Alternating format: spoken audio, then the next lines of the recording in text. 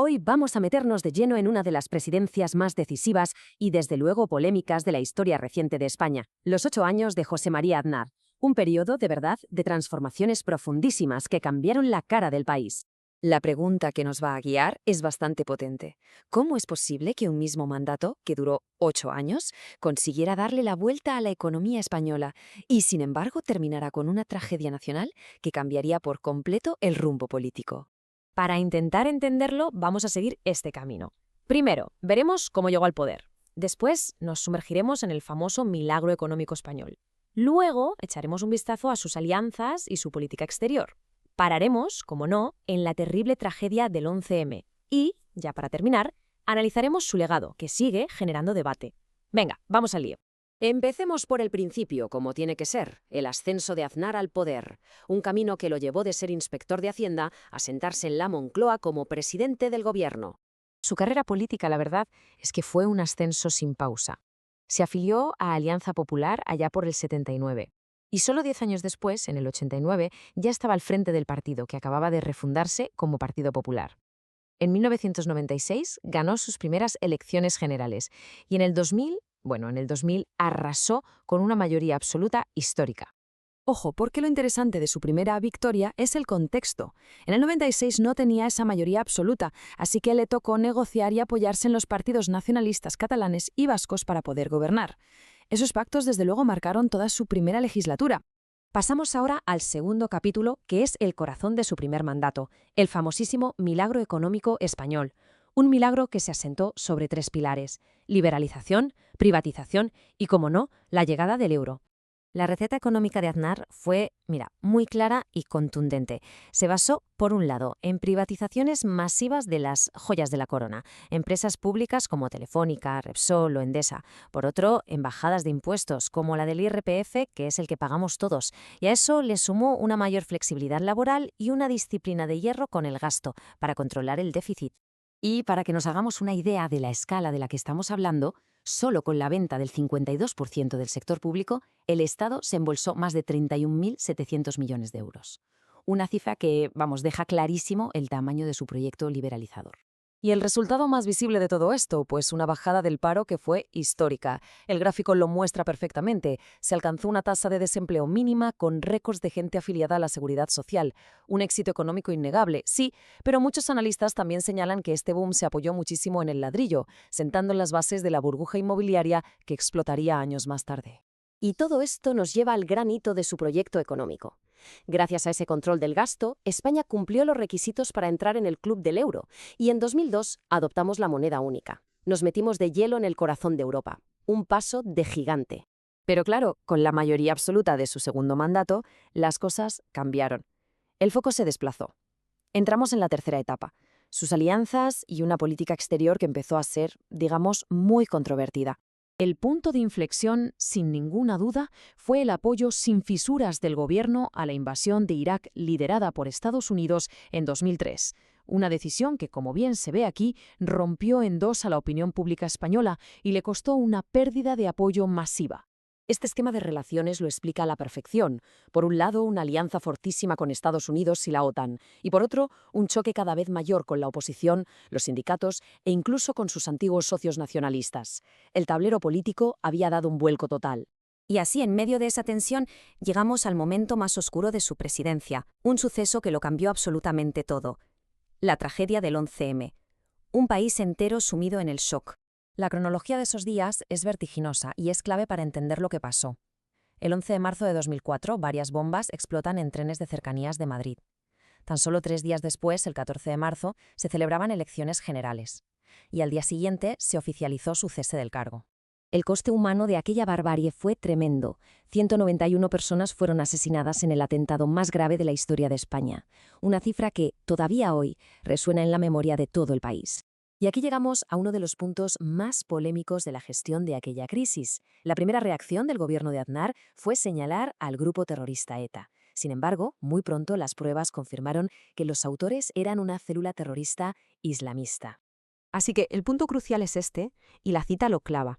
La gestión de la información que hizo el gobierno, esa insistencia neta cuando las pruebas ya apuntaban al yihadismo, fue percibido por mucha gente como un intento de manipulación, y esto sin duda influyó directamente en su derrota electoral solo unos días después.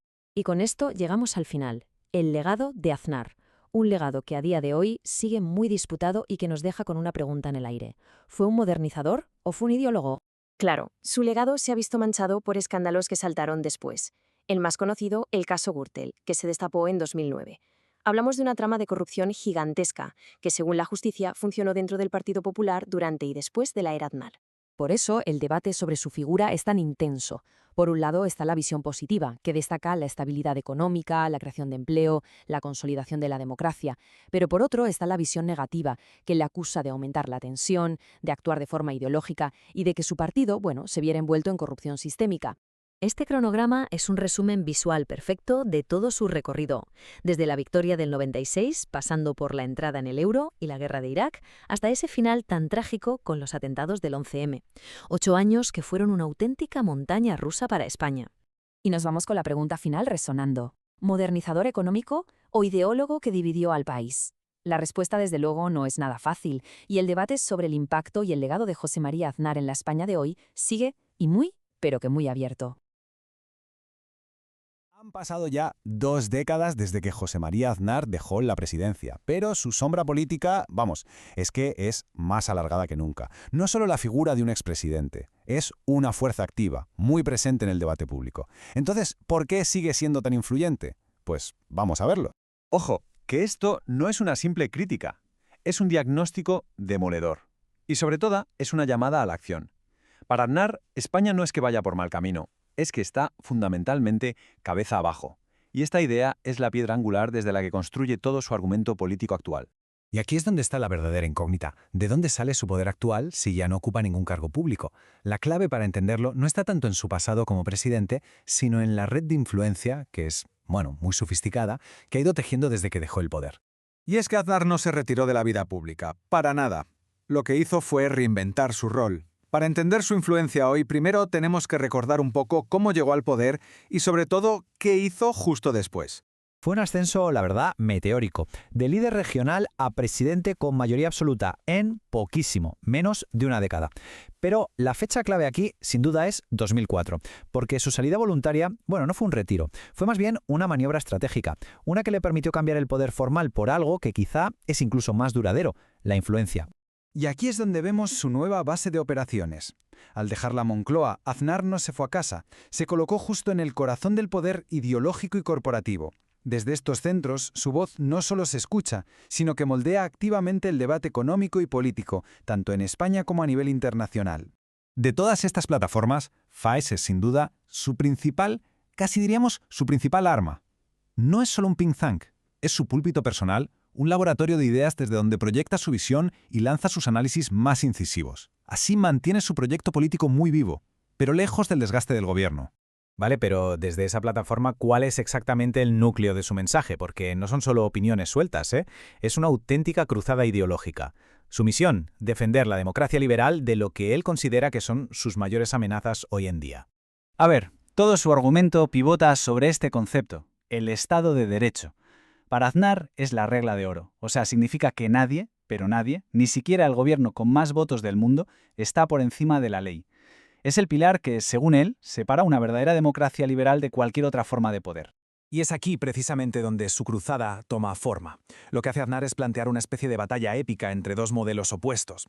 Por un lado, la democracia liberal, que se define por sus reglas, el respeto al adversario y la alternancia, y por el otro lo que él llama populismo, una fuerza que en su visión reduce toda la tiranía de la mayoría y busca la división para perpetuarse en el poder.